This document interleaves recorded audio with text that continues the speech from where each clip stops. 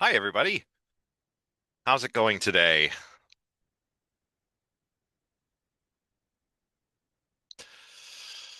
Very good. That means you can also see and hear me without issue, which is perfect. Oh, I'm all right. A bit tired. It's a busy week for me. Um, but we must carry on. Miss Redstone, it's nice to see you. Thank you. Yeah, it's nice to see all of you too. I mean, virtually. Yes, it is wet and rainy. Actually, I'm here out at the picnic table, but I'm really hoping we don't get rained on right now. If so, um, well, I suppose I'll pause the lecture and run inside and then restart the lecture. But fingers crossed, we do not get rained on. Rainy in Toronto as well. Yeah. I guess there's a bunch of places getting it now. Well, today what we're going to do is continue our discussion on theories of justification. So last time we talked a lot about foundationalism, and we talked about what could count as basic belief. On foundationalism, well, we saw that there were two versions of foundationalism, right? Just by way of recap, there was strong and modest foundationalism. Strong foundationalism, we're talking thinkers like Descartes, um, who seek out like infallible basic beliefs. And those basic beliefs are not justified by other beliefs. They're self-justified or maybe justified by some other mental state, memory, introspection, so forth, deductive reasoning, etc. And then we talked about modest foundationalism, where our basic beliefs don't have to be infallible, right? Modest foundationalism is a fallibilist theory, right? So it's possible that some of our basic beliefs could be wrong, but we can still say that we know some things, even if other beliefs, we'll call them like, I don't know, higher order beliefs or second order beliefs or non-basic beliefs, even if we've got lots of beliefs that are built off of those basic beliefs. Today we're going to look at a very different theory, and that is coherence theory or coherentism. So on coherence theory, all our beliefs kind of hang together, kind of like a spider's web. So I've got a nice little spider's web that I found on Wikipedia. So thank goodness for Wikimedia Commons. It's where I get quite a lot of images for this course, just in case any of you are wondering about where these images come from. So our beliefs hang together, kind of like all the strands of this spider web hang together. There aren't really any basic beliefs. But the beliefs are like a web or a system. And this view is associated with people like Quine, with Keith Lehrer, Donald Davidson. Quine doesn't call it coherence theory. He calls this a sort of a sort of like an epistemological holism. And it's Quine that really emphasizes this notion of a web of belief. But if you're looking for another analogy, or maybe if you don't like spiders, you can think of our beliefs, our belief system as a jigsaw puzzle. And this is what Crumley does. Crumley actually has a nice little illustration of this in this chapter. One belief on its own, kind of like one puzzle piece on its own, doesn't really give you a good representation of the content of the entire puzzle, right? Nor do all of the pieces when they're not put together in the right way. But when they are put together in the right way, the image that's depicted on the puzzle emerges. Um, our beliefs are like that on coherence theory, like a puzzle or like a spider's web. Now, there are some differences between these various coherentist thinkers, but the main claims, as outlined by Crumley, are as follows. There's a positive claim, which says that our justification for our beliefs derives from the coherence of the entire system of beliefs. So you can think of it like all of the individual beliefs are supposed to mutually support one another to some extent or another. So again, another difference between foundationalism and coherence theory. On foundationalism, Our non-basic beliefs get their justification because they're connected in the right way to some basic belief or set of basic beliefs. But on coherentism, all of the connections are provide justification. So justification is not about one belief being properly justified by a more basic belief. It's the connections of all the beliefs in the entire system that matter. That's the positive claim. The negative claim is that there are no epistemically independent beliefs, which means there cannot be any basic beliefs, no basic beliefs on coherence theory. I wonder if we could think of some examples of beliefs that might depend on other beliefs in the for their justification, that is, in the sense that the coherentist wants.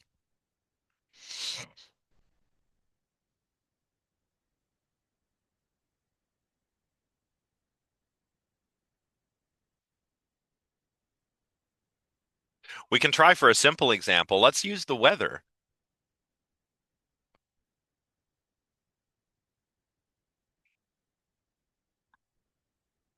Oh, actually, maybe. Yeah, I mean, I'm maybe we could argue that Descartes thinks of himself as a foundationalist, but what if we said, hang on, is there a coherentist way of understanding Descartes?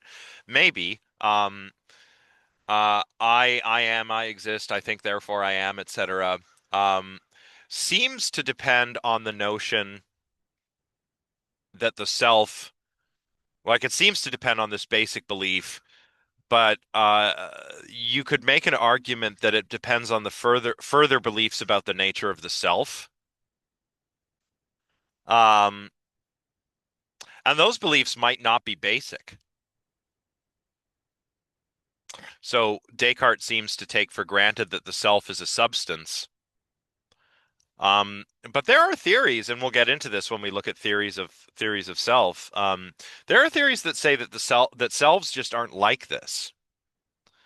And maybe Descartes' belief that selves are like this um, is kind of, not a matter of basic belief, but a matter of like other beliefs that all kind of justify each other by virtue of how they're connected together. So maybe you could do that. Yeah, that's a good one. So Samir believes they won't suddenly float off the ground, but also that gravity exists because they're not floating off of the ground, right? So that's a simple one. In this case, it's sort of like a circle, right? But we don't want the circle, we want a web. But you can see how those independently support one another, and maybe with other beliefs in the web, it wouldn't be circular, right? Um, Yeah, Sean's got a good medical diagnosis tend to stem from a series of beliefs, of other biological beliefs that are coherent and hold together well, but we mostly just accept. They're often wrong, but we tend to believe them for good reasons. Yeah. Um, and that's also interesting because, right, Descartes, the foundationalist, is looking to establish things that are true and permanent in the sciences, but maybe the sciences are also sort of coherentist in that way, right? Hmm. Yeah, like Nicholas says, we can think of that reliable consensus as a sort of coherence. So, for illustrative purposes, yeah, these are all really good examples. And by the way, keep in mind, as I've said at the bottom here, right, beliefs are representational states. They're a mental state that's meant to represent the world the way the world actually is. Keep that in mind because that's going to come in. That's going to be important later. Um, yeah, yeah, that's true. Sean, what you're talking about there is actually something that we call reducibility, right? You could reduce all of the facts, all of the biological facts could also be explained in terms of chemical facts, right? And those chemical facts can be explained in terms of physical facts, right? And nothing would change except for maybe the granularity of our analysis or the level at which our analysis is taking place. So that's called reduction or reductionism, right? So that's a good point. So how do we understand coherence? There's a few ways to understand it. The scientific example, the biology, the biological facts cohering with other biological facts, is a good example of explanatory coherence. So here on explanatory coherence, a belief coheres with other beliefs because it's explained by those beliefs, or it explains some of those other beliefs. So this is kind of like a scientific notion of coherence, right? All of those facts we discover in the sciences, we can have beliefs about them. Like, I believe those facts or I don't believe those facts. And if we believe those facts, if you're, say, a doctor going to med school, or you're going to med school to become a doctor rather, and you're learning all of this stuff and you're forming beliefs about biology and medicine, etc. A lot of the coherence there is an explanatory coherence.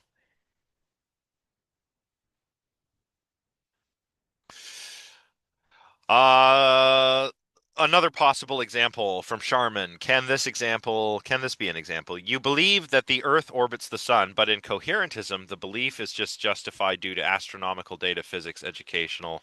Yeah, well, what would make that an example of coherentism is if none of those beliefs were basic, right?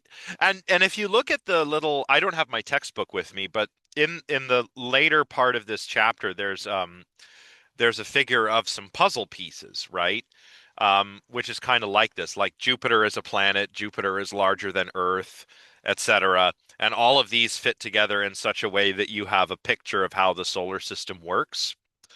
Um, and if none of those are basic beliefs, then yeah, that would be an example.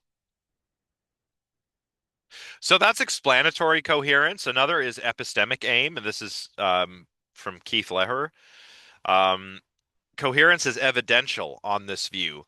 So a belief coheres with other beliefs when it makes them more likely to be true.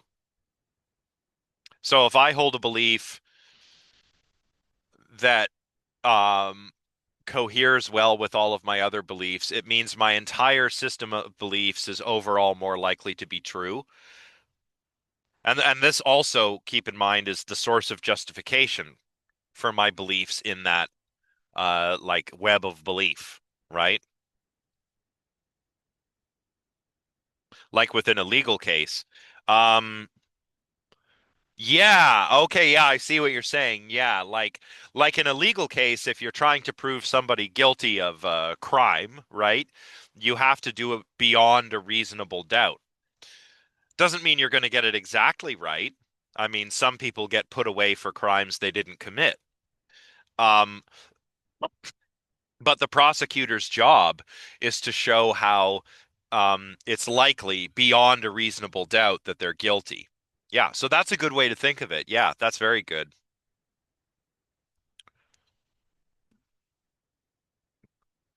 One starting point that I think is very important either way is that we need we assume that people are interested in believing things that are true, right? We assume that people are rational. People want to reason properly. People want to form true beliefs, right? That's what we mean when we say somebody is rational. And when somebody's being irrational, it's because they're not reasoning properly, or they believe false things, or they want things that are uh, not likely to be true. That's what we mean by being rational or reasonable, right? And another point about one of the examples that was offered before is that coherentists are not really arguing for circularity here. They shouldn't be read that way. Um, like, for example, if you have belief A, which supports belief B supports belief C, and then belief C supports belief A, that would be a problem. But the idea is that a web helps us escape the circle. At least that's the argument. Nicholas, go ahead. It feels like a web is just like a more obfuscated circle, though. Like That's fair. if everything is supporting, like, for example, let's say A supports C slightly, and C is also supported by a bunch of other beliefs. But then C, some of those other beliefs also support A little. Um, Mhm. C and A are both supported by each other a little bit. And so if we tried to remove that slight bit of support, it would be like an infinite circle of less and less support until neither one of them are supported. Yeah. No, that's a fair criticism. And how I answer this is that yes, coherentism doesn't have basic beliefs, but it might have beliefs that are a bit more fundamental than others. Um, so in our spider's web, we have like little nodes where the strings come together, where the strands come together. Or if you want to think of it like an archway or an igloo, like some kind of structure where you need that sort of capstone.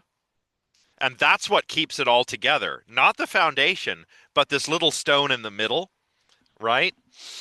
Um, maybe that's like the center of the spider's web, or maybe that's like the points at which the various strands of web connect.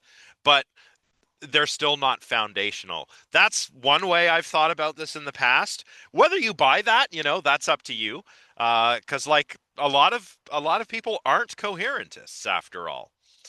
Um, Jaden says the web analogy strengthens the overall defense of all beliefs via intersectionality. Yeah, okay, I see what you're saying. Like, yeah, it's layered cross sections, various points of contact.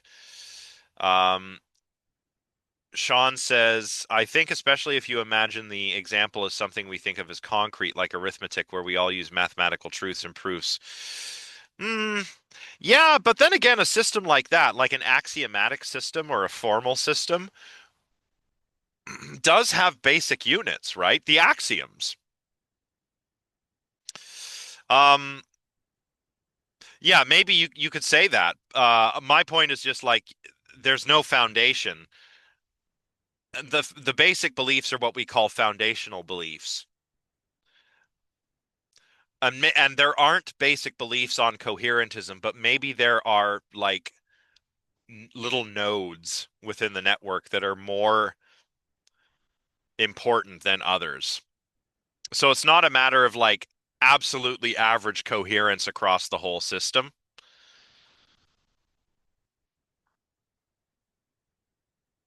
And again, like I said, you can disagree with me. If you don't agree, that's fine. I'm just kind of offering you another way to think about this.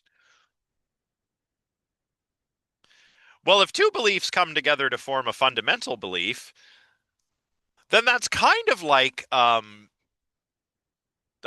coherentist though, right? So then it's like, is that really a basic belief, or are we talking about just multiple beliefs that cohere to give us a basic picture of the world, right?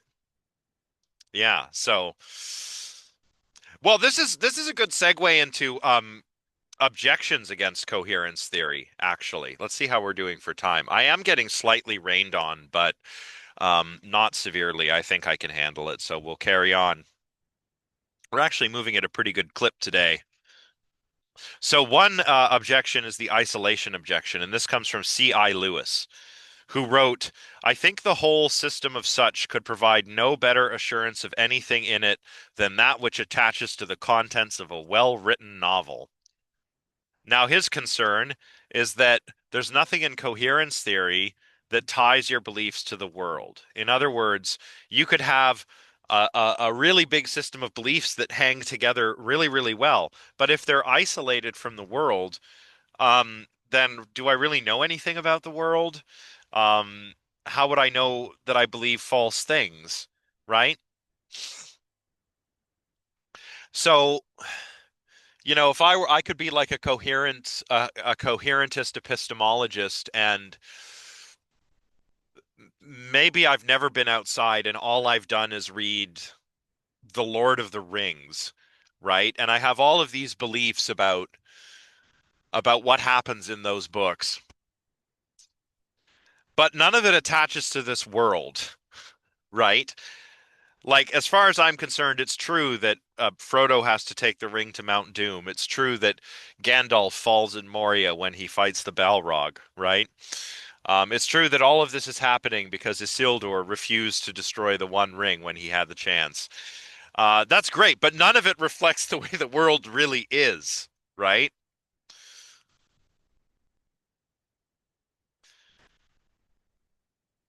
So in coherence theory, does every belief have to be connected, or can you have independent beliefs? They ought to all be connected up, but also connected to the world, right? Yeah, it's like a chain of assumptions, and you want it to be connected to the world. I don't know if I agree with Lewis here, because remember, one of our assumptions is that people want to believe true things. People want to be rational. So, coherentist or foundationalist, I want to make sure that my beliefs reflect the way the world really is, right? So maybe it's not as bad as you know, this novel example, but it might still be bad in another way. For example, conspiracy theories. So I'll just answer the questions. So beliefs about math can be traced all the way to beliefs about popular culture through. Well, I don't know about that. Again, math is a tricky example because math is kind of like a formal system. So so there are fundamental principles in mathematics, right? Um, what if my coherent beliefs are connected, but what I believed in wasn't true to the world? Yeah. Well, also that's like the isolation objection, yes, but like I said, conspiracy theories. Think of conspiracy theories, right? Conspiracy theories are interesting because they're like epistemically backwards. That's the problem with conspiracy theories. Um, Rather than forming beliefs to fit the evidence, you select evidence to fit your beliefs and then ignore the rest. And your beliefs might be perfectly coherent, but they don't match up to the world in the right way, right?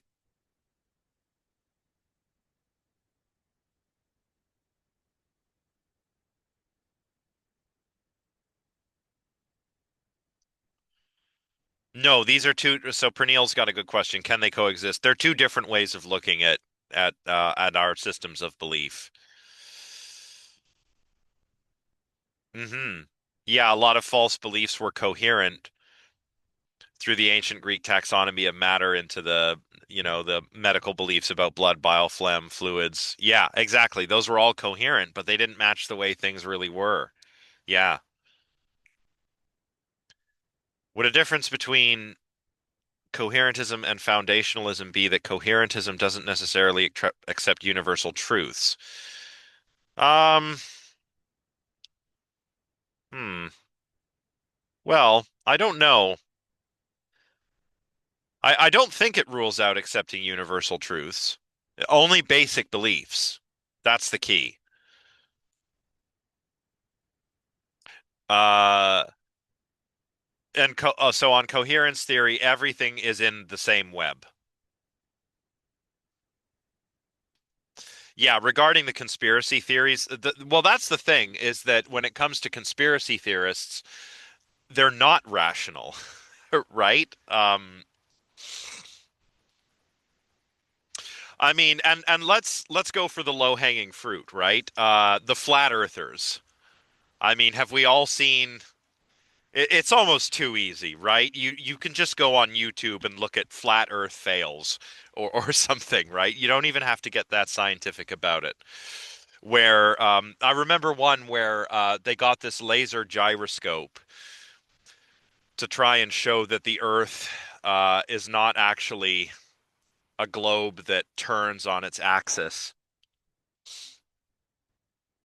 And they did this experiment with this laser gyroscope that cost like $20,000 or something. And of course, it shows a drift which is consistent with the Earth spinning on its axis. rather than changing their beliefs about the nature of the Earth, well, the machine must be broken, right? Um, so they're not rational. Their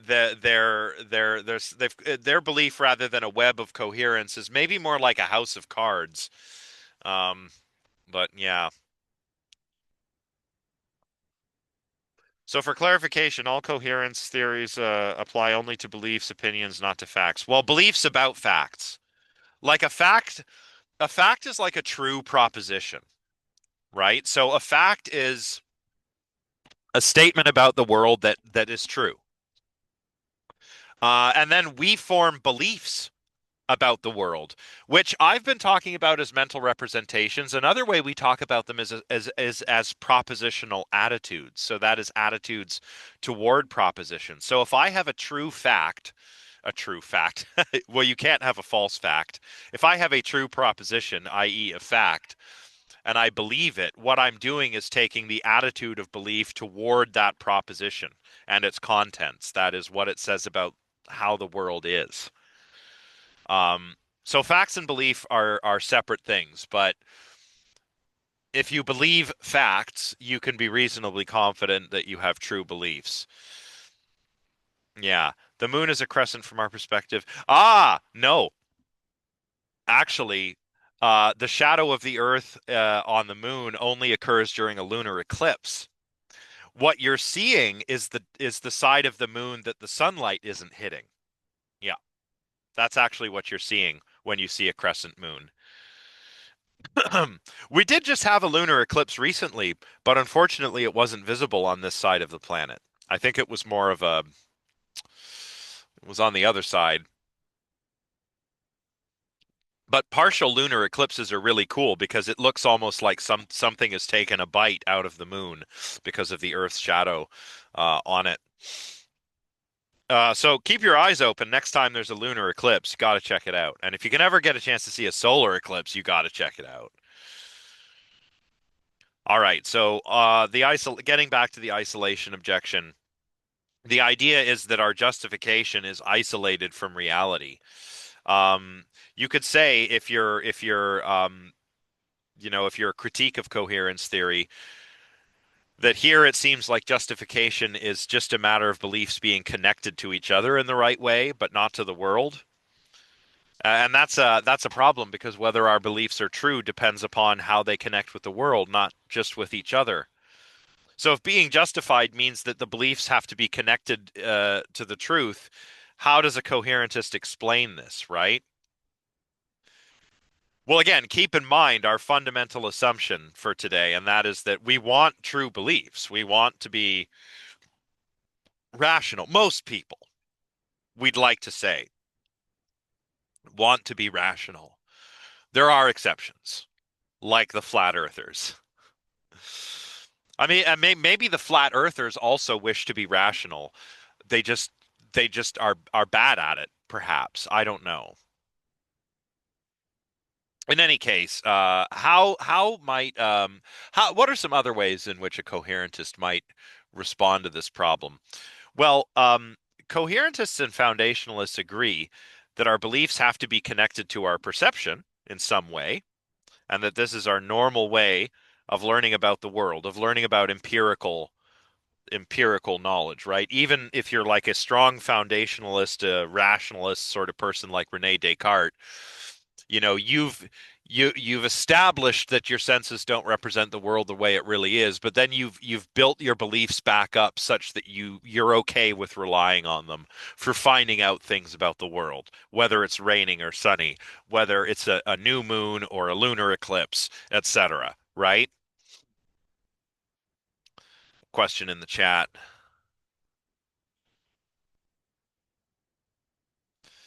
Yeah, that's a good way of putting it. I think they want to be right and they're not if they were more concerned with See, that's the thing. If you're just concerned with being rational, you'll be right. But if you worry about being right, you might behave irrationally. So you should worry about being rational because then you'll be right anyway, hopefully. Yeah, I know I actually rip on the flat earthers quite a lot. Um, they deserve it. Now,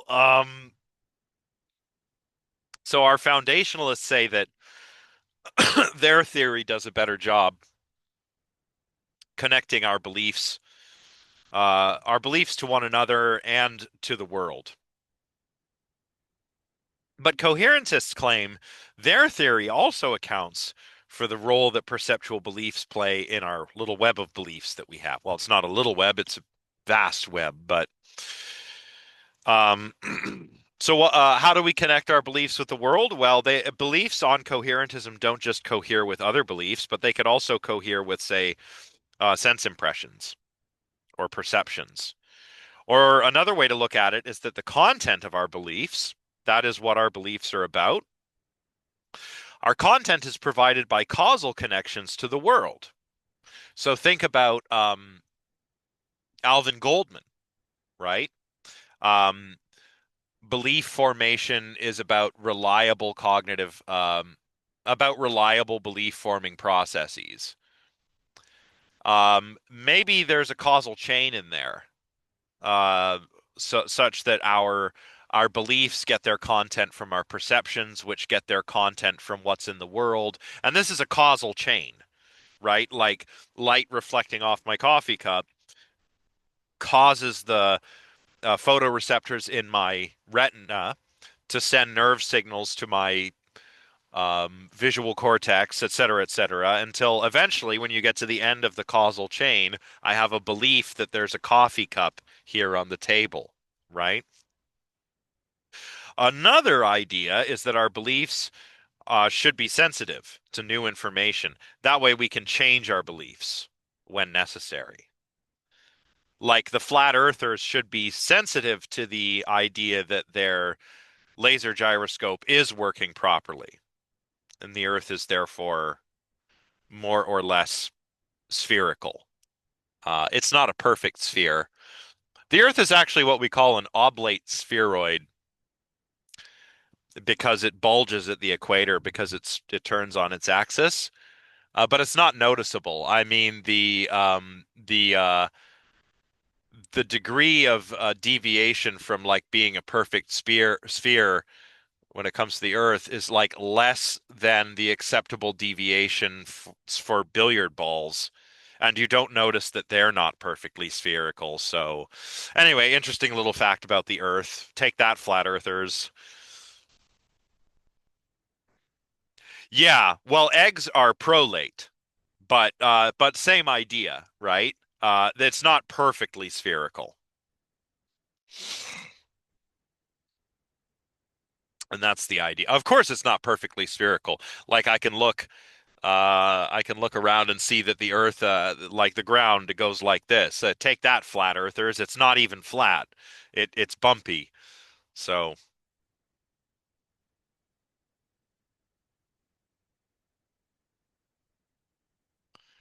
yes, we have the Terry Pratchett fans in the room. That's good.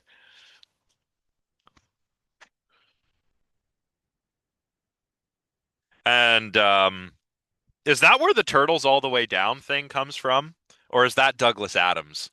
I can never remember. Like what supports those turtles? Well, it's turtles all the way down. It's one of them, isn't it? I don't know. Maybe somebody can check this for me.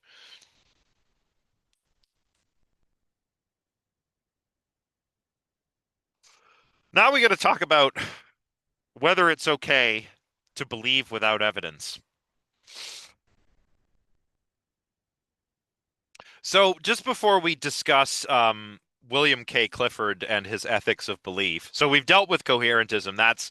We've got our picture of foundationalism and coherentism, and I'll leave it up to you whether you think you're more of a foundationalist or more of a coherentist.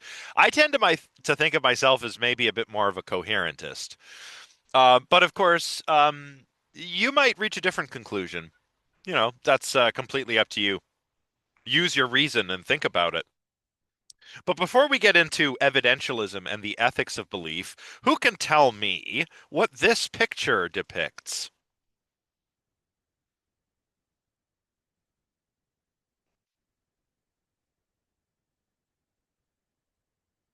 Yeah, the Ocean Gate Titan submersible. Why would I be bringing that up now? Yes, it is a bad idea. It was a bad idea. Yeah. Yeah, with the little generic USB plug-in. I mean, oh my God. I'll tell you a story, right? Like these poor people. I feel so bad for these people. Um, no, Pernille, I think you got to pick one or the other. Um, yeah, it was divisive on whether there were evidence of like whether it was predisposed to malfunctioning. Yeah, the guy wasn't being rational in the sense of well, look, here's where I'm going with this. I'll just tell you where I'm going with this. Um, William K. Clifford in 1877 wrote an essay called The Ethics of Belief, where he claimed, quote, "It is wrong always, everywhere, and for everyone to believe anything on insufficient evidence." Clifford thinks that we have this epistemic duty to believe in things only when there is sufficient evidence. It's not just epistemically wrong, it's actually like unethical to believe without sufficient evidence. And one of his examples is actually of a ship that's in need of repair. Now, the owner knows that the ship is in need of repair and has sent it on many journeys, and it's always come back safe. But one day it sets sail and it sinks. Was the owner wrong? Yes, the owner was wrong to send the ship because it sank, but the owner was also wrong every time he sent the ship previously because it could have sunk, and he believed without evidence that it was safe, right? It would have been wrong, like basically, it would have been wrong even if the ship hadn't sunk. And that's exactly what happened with the Titan Gate, with the Titan submersible.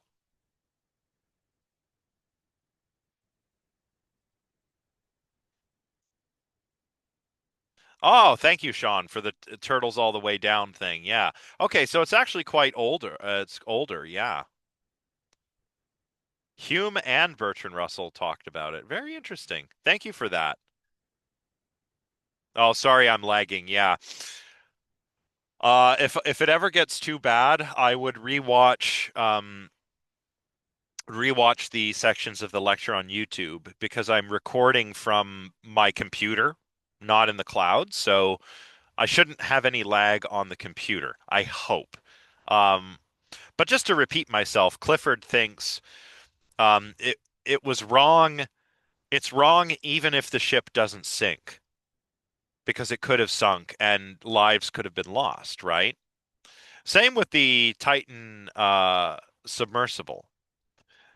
A lot of us, probably thought like, well, it was wrong for them to go down there because look what happened. It imploded. But Clifford would say it was wrong even every successful voyage prior to the implosion was also wrong because the guy who was taking them down there believed without sufficient evidence that it was safe.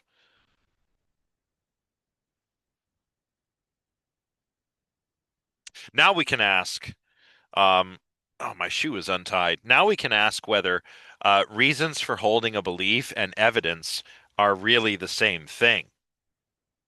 After all, William James, a contemporary of Clifford, argued that it's okay to believe without evidence in some cases. It's okay because we can believe on pragmatic grounds, right? That means basically practical, right? What James was saying is that sometimes belief without evidence might have good psychological consequences, and he's talking about religious belief, which, again, as we mentioned last time, the idea is that you're supposed to believe you're supposed to believe, you're supposed to have faith, right? Evidence is not something you necessarily have to take into consideration, although a lot of religious people do. Right. I do think that, yeah, religious people will acknowledge, yes, it's about faith ultimately, but they still seek reasons for holding the beliefs that they do, right? And James is saying your reasons might not be like necessarily epistemic reasons. They might be ethical reasons. They might be pragmatic. It might make a positive difference in your life to believe in something without evidence. So it's okay. Go ahead and believe in it, right? We're going to return to this in a moment, so let's move on. Um, on evidentialism, your justification for the beliefs that you hold ought to depend on the evidence that you have. This is Clifford's position, right? Like the person who sent the ship on the voyage, all of its voyages, not just the one when it sunk, but the ones previous. Likewise with Ocean Gate's Titan submersible, all of the safe voyages when it returned safely and the one when it imploded. These people were not justified in believing that it was safe, right? There was actually evidence to the contrary. And David Hume agrees. He says, a wise man proportions his belief to the evidence. If you've got a lot of belief or a lot of evidence, then you've got a stronger belief. But you should be a little bit more reserved about your beliefs if you're lacking evidence.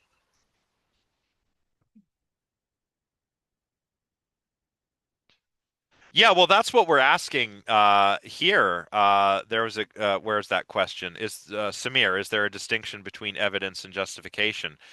Maybe, right? Are they the same thing? No, I would say James actually does not think that what you need, if you say you want, like you want to be Christian, like William James. Okay, William James is saying that the difference that holding this belief can make for your life is justification for holding the belief. It's not evidence in favor of the belief. So it's a different kind of justification. It's not an epistemic justification, it's a pragmatic justification or an ethical justification, right? But when Clifford talks about evidence, he means like reasons for, like epistemic reasons for having the belief that you have. If you don't have those, your beliefs are unethical. Whereas James says your beliefs can be ethical if you believe without evidence. Does that make sense?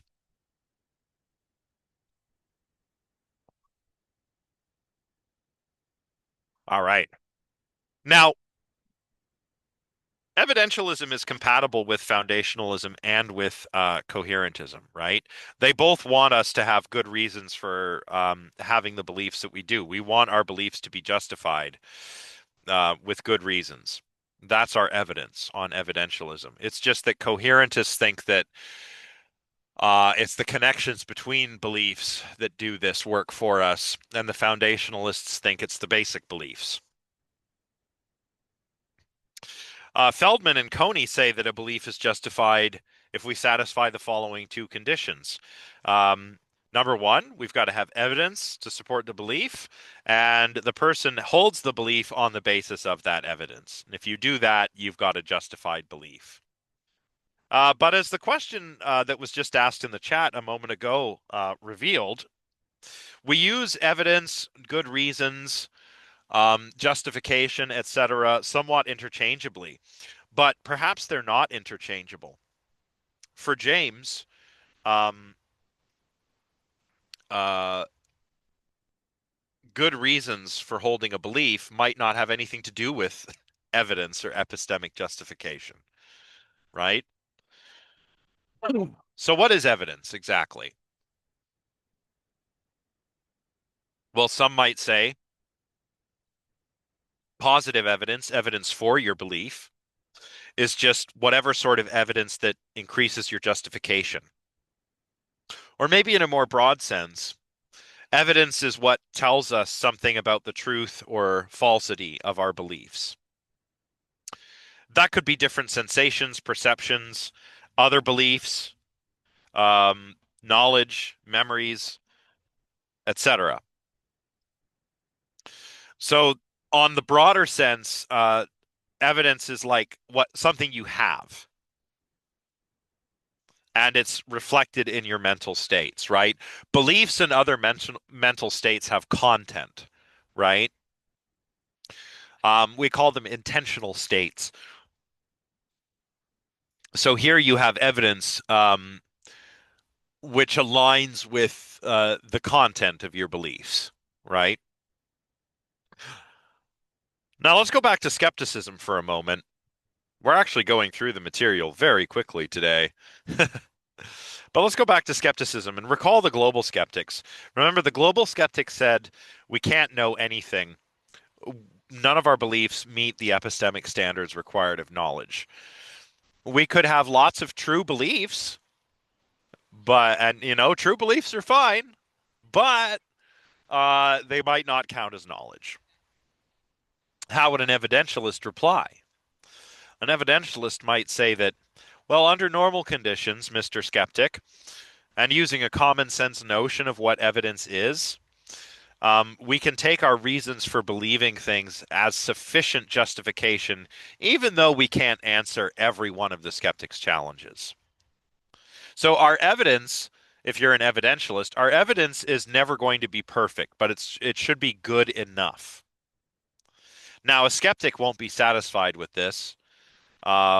And it's also unclear how evidentialists might respond to more demanding notions of justification. But I don't know. What do you think? Are you happy with this? I think most of us operate like this. Some of us are super skeptical. Some of us are way on the other end, or like crazy conspiracy theorists.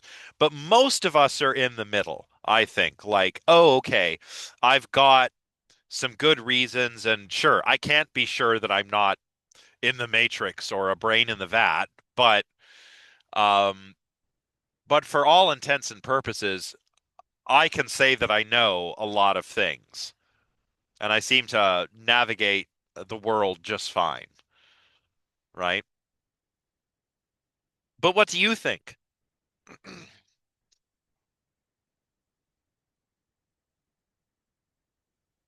Ooh, it's getting chilly out here.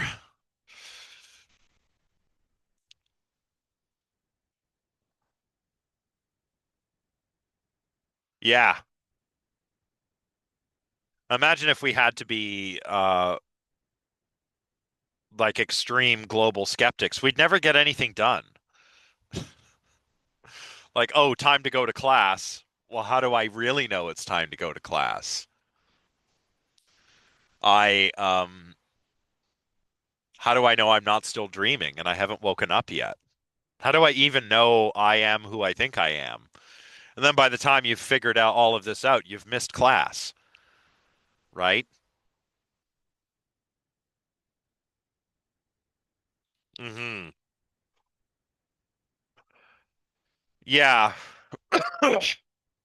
Well, I think these are tied together, like how confident you can be in your belief depends upon how much evidence you have that they're true, right?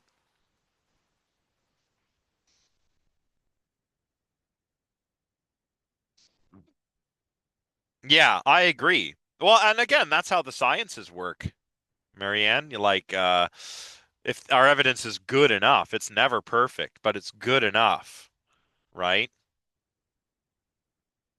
Yeah, hell of knowledge and bliss of ignorance. That's like Dostoevsky's Underground Man from Notes from the Underground, who said he wrote, "Too great a lucidity is a disease." If you know too much, then everything kind of sucks. Um, yeah, that's true. If I were a skeptic too, I'd never make it to class.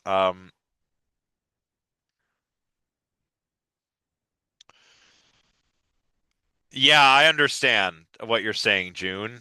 Um, like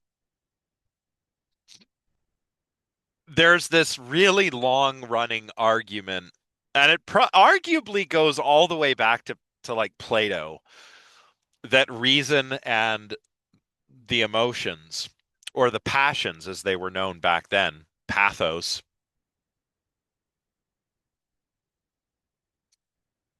well, also thumos, that these were at odds with one another. Like Plato has this chariot analogy in one of his dialogues. I think it's the Phaedrus, where he likens the soul to a charioteer, and the part of the soul with reason is the charioteer, and then there are these two horses, which are like thumos and eros. So we have the part of the soul with the spirited part with emotions, passions, etc., and then the part with like appetites, drives, desires. And the job of the rational part of the soul is to keep these two horses pointed in the right direction, not fighting one another, going where they're supposed to go, right? It's this idea that passion and reason are at odds with one another. Um, that has actually started to change in the 20th century. We no longer really view reason and emotion at odds with one another. However, yes, you're right. Sometimes um, we might form the wrong belief or make the wrong decision because we're relying on the wrong sort of evidence, maybe an emotional sort of evidence versus a rational sort. But I don't think that they're really at odds with one another. In fact, I think that, and I'm not alone in thinking this, but I think that our emotions are an evolved capacity, for helping for helping us to understand how our values, like the things that embody our values in the world, uh, or also for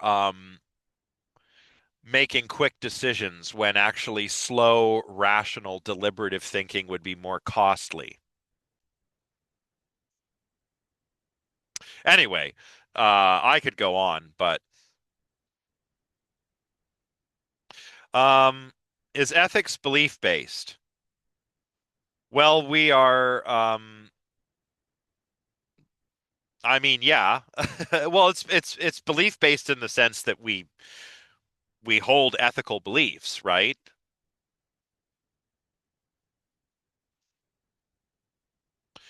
Are emotions non-rational processes for gaining ethical knowledge? They could be. Yes.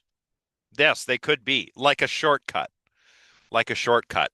Like think about this. Like you might see somebody doing something and you might have the feeling that it's wrong, but not you're not able to articulate why until you go and think about it, right? Later you can give a sort of rational account of your sort of ethical stance, but in the moment you just have a gut feeling, right? So it's like an intuitive shortcut.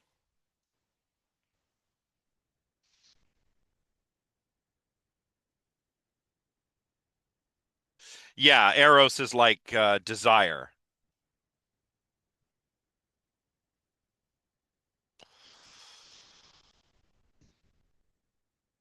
Yeah, that's a good point, Sean. Yeah, some of the most rational philosophers were also very passionate. Yeah, I mean the way that the way the divide has been presented, for a lot of the history of philosophy makes it seems like philosophers all want to be like Mr. Spock from Star Trek. You know, Mr. Spock, the Vulcan, right? Live long and prosper. He's a Vulcan, so Vulcans are all about logic, which means something a little bit different in human philosophy, but for the Vulcans, it seems to mean reason or rationality, right?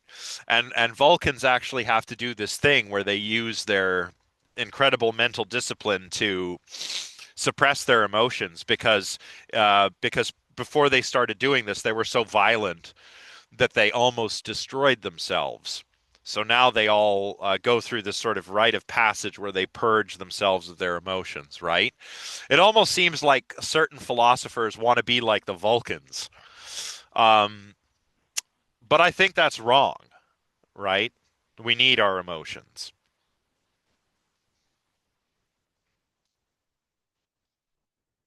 Yeah. Almost stoic. Yeah, they are kind of stoic.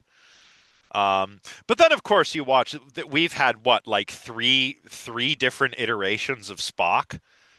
Um, Leonard Nimoy, Zachary Quinto, and now Ethan Peck.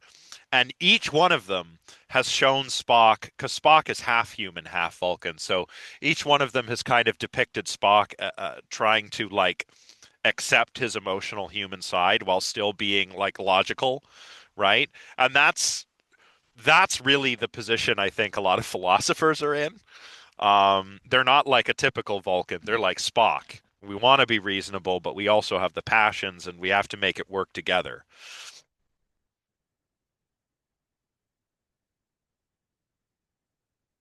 Yeah. Yeah, exactly. Yeah, the Stoics aren't like don't feel any emotions, but there's a time and a place, right?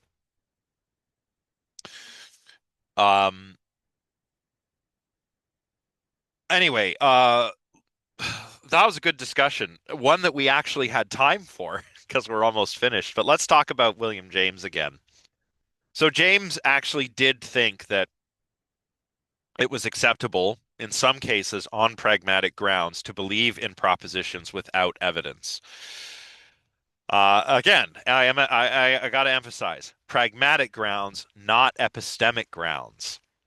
And what he has here in mind are matters of, as I mentioned before, religious faith, but also matters of love and also ethics. So there might come a time when you have to decide if you're going to be, a religious believer. Are you going to join a particular religion? Are you going to decide, am I going to be a theist or an atheist, right? Kind of like Cat Stevens, who we were talking about previously. Or in matters of love, like if you've got feelings for somebody, what do you do? Do you sit down and get out your whiteboard and start constructing deductive arguments why you ought or ought not to ask them out on a date? Probably not. You should probably just follow your heart, right? That's what James would say. Or morality and ethics. It's often not straightforward. There are different systems of morality. Sometimes they're at odds with one another. Sometimes you might not be able to reason your way through a moral problem. You might have to act on the basis of your gut, right? And James says, like in all of these cases, it's okay to form beliefs without evidence um, on pragmatic grounds. It's okay to do this when we're faced with a genuine option, James would say. So let's call the proposition that we're entertaining a hypothesis. So, do I want to believe in this hypothesis or not? Well, it's okay to believe in the absence of evidence if the hypothesis is live, forced, and momentous. Now, a hypothesis is a live hypothesis in the sense that you're willing to act on it. So, it's something that you could plausibly choose to believe. And James here is talking about like belief in God. So, um, uh, the hypothesis that God exists is live for you if you could plausibly choose to believe it. Now, it's not going to be a live hypothesis for everybody, right?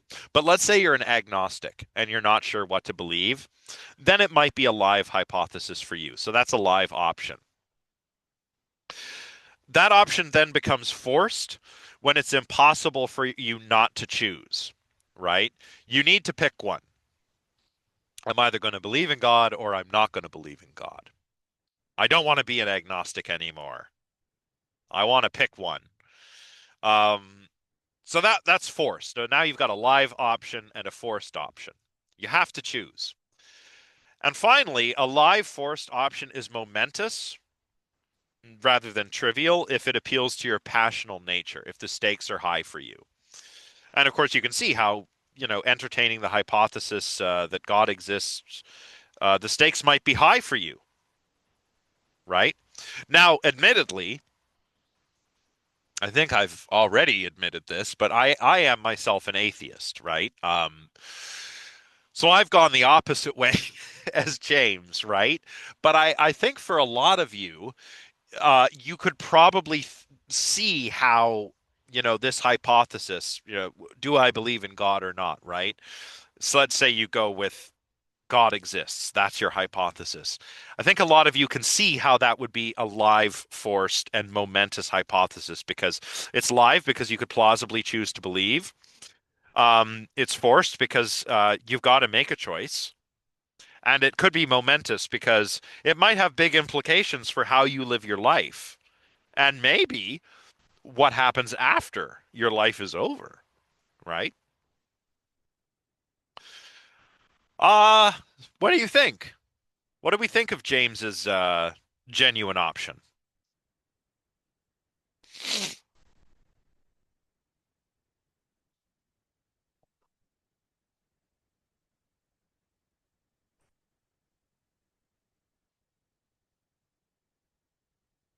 Jaden loves it. Galen would stall, wouldn't make a decision, eh? Jason agrees. Yeah, I mean that's fair. Remember, this is pragmatic rather than epistemic, right? So you don't want to be doing this for when there is evidence. When there is evidence one way or another, you should use that evidence. But when there's no evidence, you can treat it like this.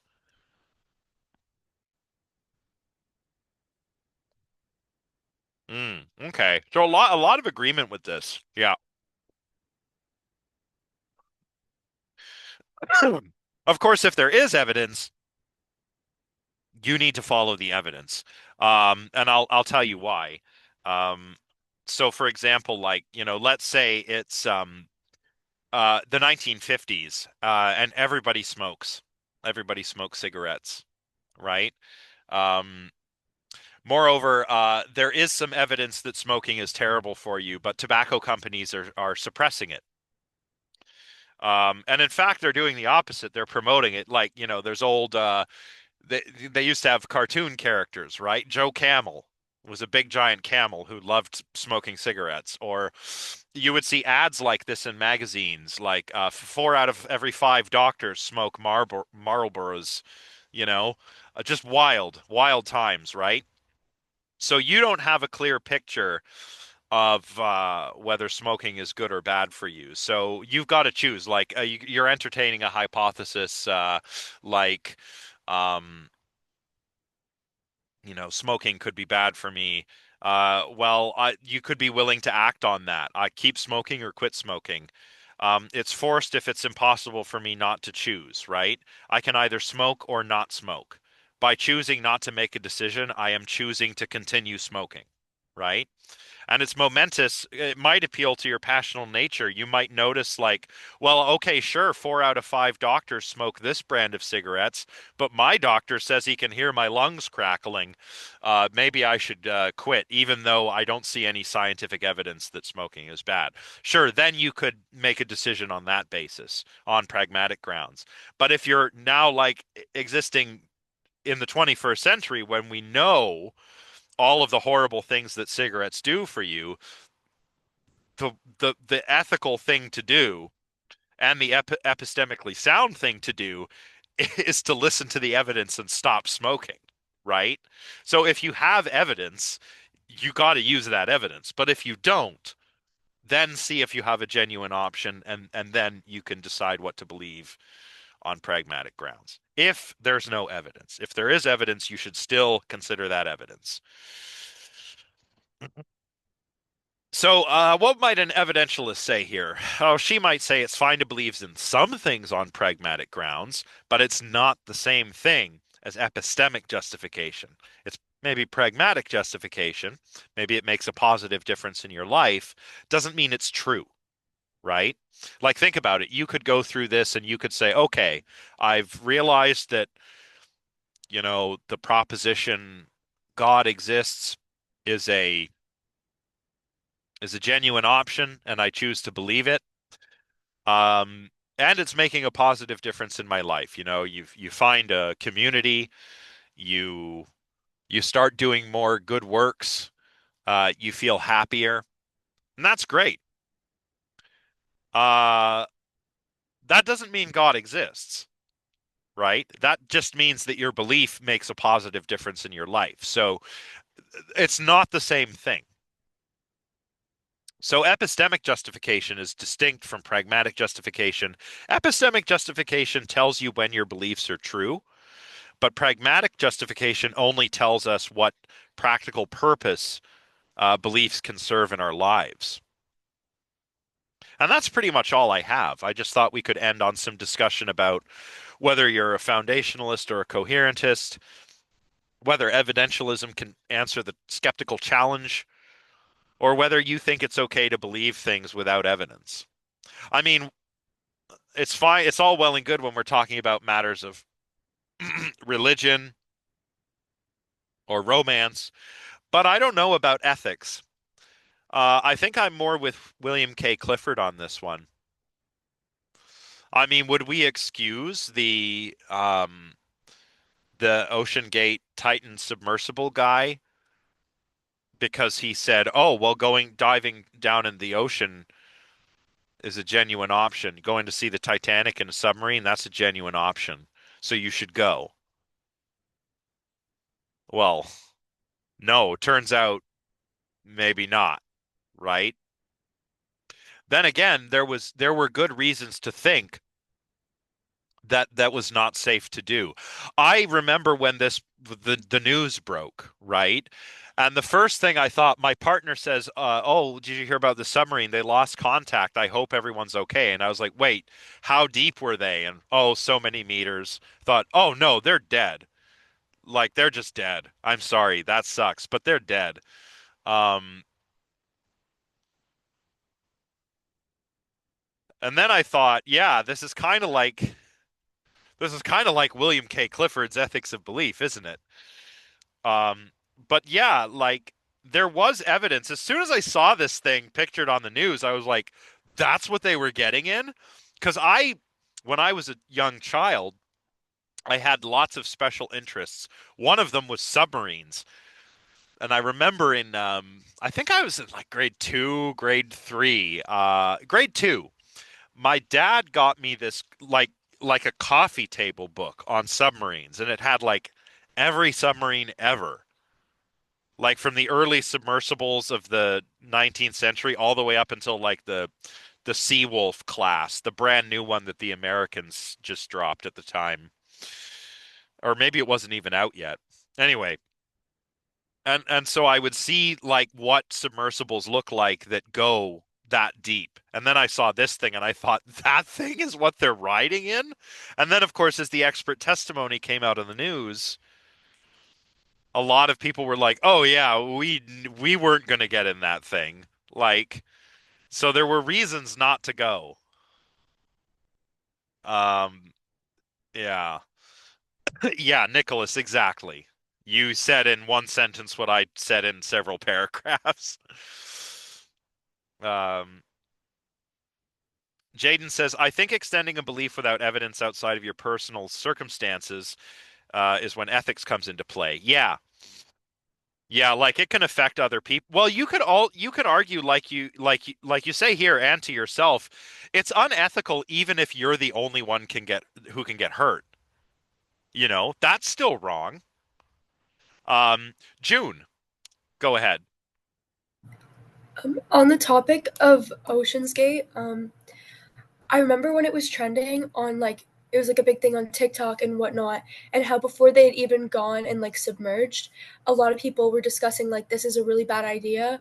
And Hmm. after they had like imploded and they all like died, there was a really big, I wouldn't say like argument, but just the idea that a lot of people, nobody felt bad for the like the actual captain or any of the people who like I guess decided to board, but they did feel bad for one of the Yeah, people's child who had decided, who was like skeptical to go, um, but he decided to go because it was like a Father's Day thing for his yeah, dad, and even though he didn't want to go, he went for his dad, and that's why a lot of people were like, "This was stupid. Why did they do that?" But I do feel bad for the kid, and I think yeah, that's really interesting how um, like the kid still made the conscious decision to go, and I also feel bad for him, but at the end of the day, like as much as you like could feel obligated to do something for someone, you still have the conscious decision between like this is dangerous and I know it's dangerous and I'm still going to do it to make somebody feel good. I think that's yeah. interesting. I think it's almost like you could make the argument that that poor kid was maybe coerced in a sense. Like I obviously don't know. I don't know any of these people and what conversations they had with one another. But yeah, I think I feel a little bit bad for everybody, but I do feel especially bad for that kid whose father convinced him to go. You know, again, because like I'm not even an engineer or anything. I just used to be a nerd about submarines, and as soon as I saw that thing, I would have been like, nope.